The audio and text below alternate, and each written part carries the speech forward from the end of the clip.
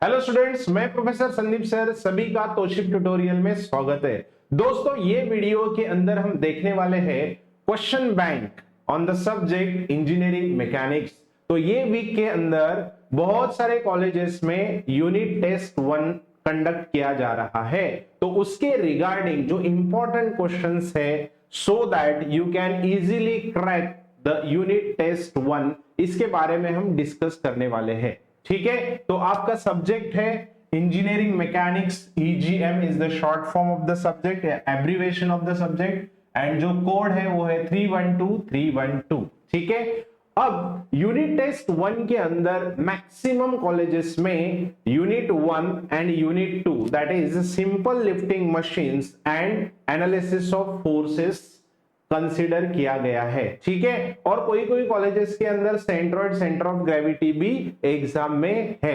तो आज के वीडियो में हम देखेंगे पहले 2 यूनिट के लिए, that is simple lifting machines and analysis of forces. तो देखते हैं first, that is chapter number 1 simple lifting machines में हमें क्या क्या स्टडी करना चाहिए। रिमेंबर, ये जो चैप्टर है वो मैक्सिमम फॉर्मूला के ऊपर डिपेंड है, यानी कि अगर आपको फॉर्मूला अच्छे से पता है तो आप इजीली क्वेश्चंस को सॉल्व कर सकते हैं। Along with that some theoretical part you have to know. So पहले देखते हैं थ्योरी क्वेश्चंस क्या क्या पूछा जा सकता है। So here define the following.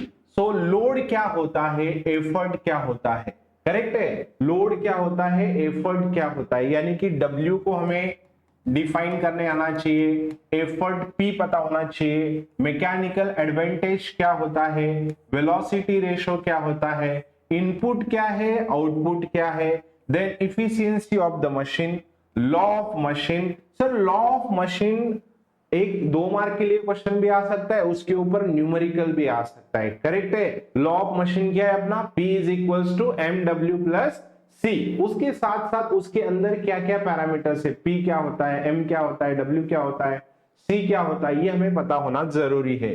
Then ideal machine किसको कहते हैं, आइडियल एफर्ट क्या है, एंड आइडियल लोड क्या है। उसके साथ साथ sir load lost in friction and effort lost in friction के ऊपर न्यूमेरिकल पूछा जा सकता है।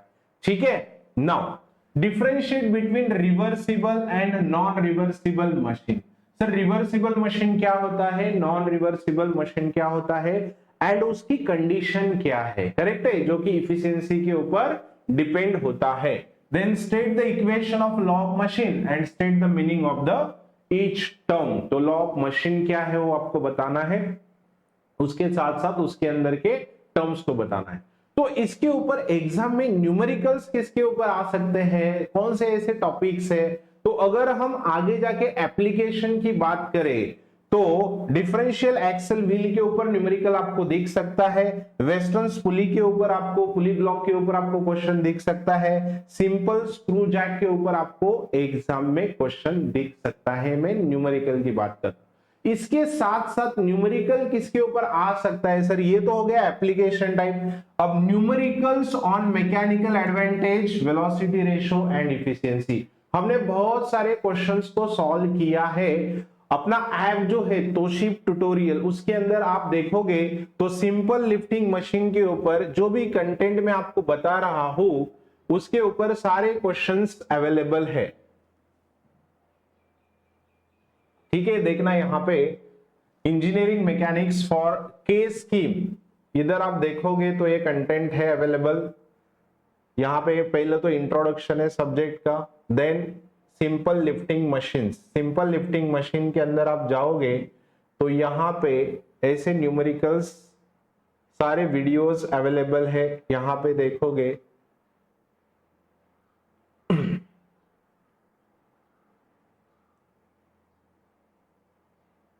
तो देखना है आइडियल मशीन क्या होता है, फ्रिक्शन इन मशीन क्या होता है, रिवर्सिबिलिटी क्या है, ये सारी चीजें एक्सप्लेन की गई है। ठीक है, तो आप इसको डाउनलोड करो, download the app Tausif tutorial. उसके अंदर जाना है, इंजीनियरिंग मैकेनिक्स को सर्च करना है, देन उसके अंदर जितना भी अपना के स्कीम के रिलेटेड डेटा है या कंटेंट है वो आपको मिल जाएगा।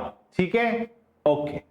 Now mechanical advantage, velocity ratio and efficiency, correct है। इसके ऊपर क्वेश्चन बनता है फॉर 3 मार्क्स 4 मार्क्स जो भी है, clear. Then numerical on law of machine. Sir numerical on law of machine का मतलब क्या है? Before that sir mechanical advantage क्या होता है?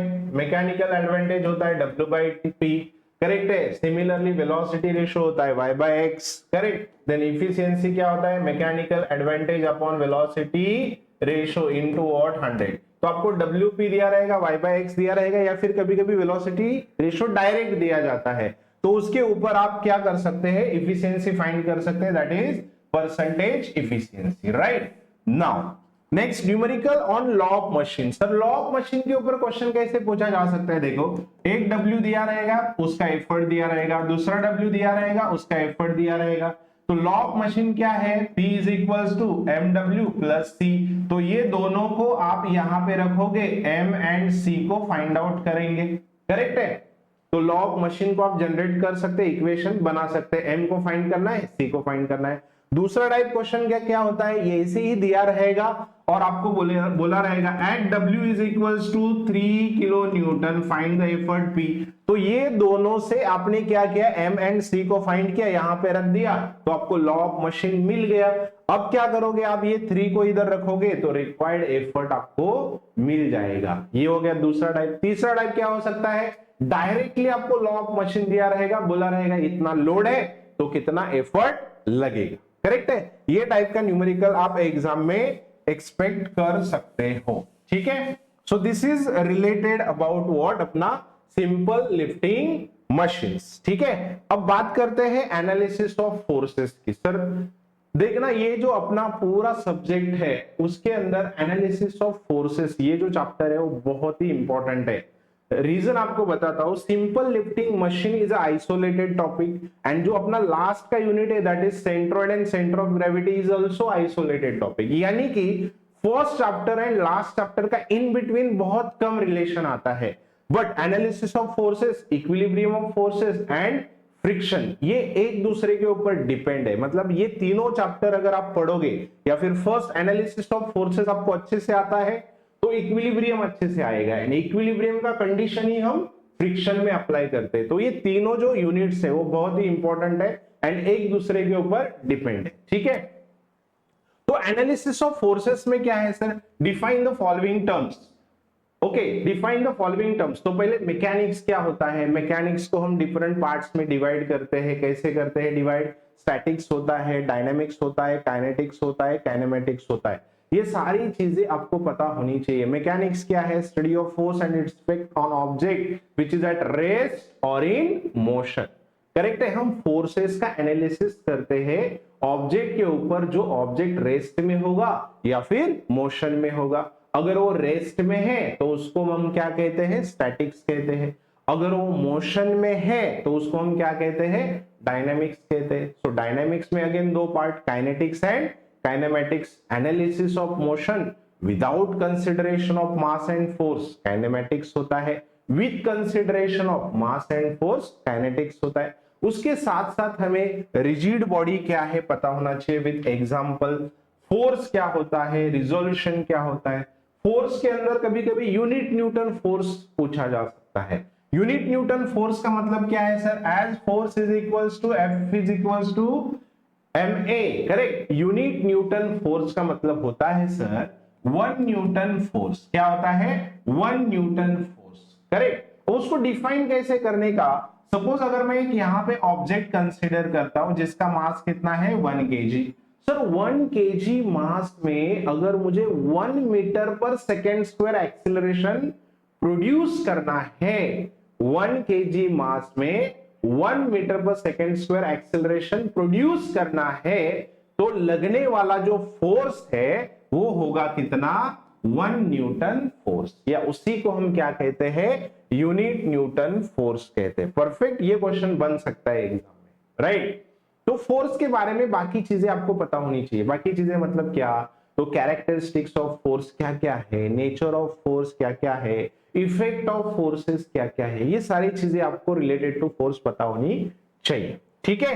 रिजोल्यूशन, अगेन रिजोल्यूशन के ऊपर ही सारे न्यूमेरिकल्स बेस्ड है, हमें पता है। इट इज रिजोल्यूशन में हमें करना क्या है सर, एक फोर्स दिया रहेगा, सिंगल फोर्स दिया रहेगा, उसको क्या करना है, स्प्लिट करना है along x and y direction. तो दो तरीके के रिजोल्यूशन हमने देखे, एक था परपेंडिकुलर, दूसरा था नॉन परपेंडिकुलर, करेक्ट है। नेक्स्ट क्या पूछा जा सकता है सर, स्केलर क्वांटिटी क्या है, वेक्टर क्वांटिटी क्या है, different characteristics and effect of forces आपको पता होना चाहिए, प्रिंसिपल ऑफ ट्रांसमिसिबिलिटी क्या है एंड उसका हम कहां पे यूज कर सकते हैं, ये भी हमें पता होना जरूरी है। Explain Bow's notation and what is its use, यानी कि ग्राफिकल मेथड में जब हम रिजल्टेंट को फाइंड आउट करते हैं तो ये बाउस नोटेशन का यूज होता है। क्लियर, अगेन ये थ्योरेटिकल क्वेश्चन बनेगा। नेक्स्ट न्यूमेरिकल्स किसके ऊपर बन सकते हैं sir, resolution of force into perpendicular and non perpendicular components. का मतलब क्या है सर, आपको एक फोर्स दिया रहेगा, उसको बस आपको रिजोल्व करना है along x and y direction, either वो परपेंडिकुलर होगा या नॉन परपेंडिकुलर होगा। परपेंडिकुलर के लिए आप F cos theta F sine theta use करते हैं, राइट, एंड नॉन परपेंडिकुलर के लिए क्या करते हैं, f1 is equals to f sin beta upon sin alpha plus beta and f2 is equals to f sin alpha upon sin alpha plus beta, correct. Then resultant of concurrent force system, so resultant of concurrent force system के ऊपर 4 mark का question बनता है। आपको diagram दिया रहेगा, आपको जो स्टेप्स है resultant of concurrent force system के, that is fx fy r and theta final representation, ये अगर अप्लाई करोगे तो आपका काम बन जाएगा। Again resultant of parallel and general force system, clear sir. इसके अंदर सबसे इंपॉर्टेंट चीज है कि आपको क्या करना है सर, वेरिग्नन्स थ्योरम को अप्लाई करना है सर। यहां पे क्या करना है आपको, use what, use VT, VT बोले तो व्हाट, वेरिग्नन्स थ्योरम, क्लियर। वेरिग्नन्स थ्योरम क्या होता है ये भी हमें पता होना चाहिए, करेक्ट। नेट इफेक्ट, पहले तो रिजल्टेंट, रिजल्टेंट क्या है, net effect of forces, right, net effect of forces या फिर single force which produces same effect produced by number of forces, clear। then हम वेरिग्नन्स थ्योरम को अप्लाई कर सकते हैं, that is moment of resultant about a point is equals to algebraic sum of moment of all the forces about same point, clear। तो general and parallel में हमें क्या करना है, वेरिग्नन्स थ्योरम का यूज करना है। ऑल्सो हमें parallelogram of forces, law of parallelogram of forces पता होना चाहिए, स्टेटमेंट के साथ साथ उसका फॉर्मूला पता होना चाहिए, that is R is equals to under root p square plus q square plus 2pq cos theta, ये मैग्नीट्यूड मिलता है। एंड अगर उसका डायरेक्शन यानी कि अल्फा फाइंड करना है तो क्या फॉर्मूला है, tan inverse of q sin theta upon p plus q cos theta. इससे आप क्या कर सकते हो, रिजल्टेंट को फाइंड आउट कर सकते हो, करेक्ट है। इसके साथ साथ एक ग्राफिकल के ऊपर भी क्वेश्चन आ सकता है, बट इतना भी अगर आपने अच्छे से प्रिपेयर कर दिया तो भी आपका काम बनेगा, ठीक है। सो जितना भी कंटेंट है अपने पूरे इंजीनियरिंग मैकेनिक्स के स्कीम के रिलेटेड, एप्लीकेशन का नाम है तोशिब ट्यूटोरियल्स, उसके अंदर आप जाओ, इंजीनियरिंग मैकेनिक्स सर्च करना, आपको पूरा कंटेंट उसके अंदर मिलेगा, ठीक है। सो आई होप आपको यहां तक समझ में आया रहेगा। तो आप क्या करना है, अच्छे से प्रिपेयर करना है और अच्छे मार्क्स लाना है, ठीक है। तो ये है देखना इंजीनियरिंग मैकेनिक्स सीजीएम के स्कीम, ठीक है। Thank you so much. Wish you all the best.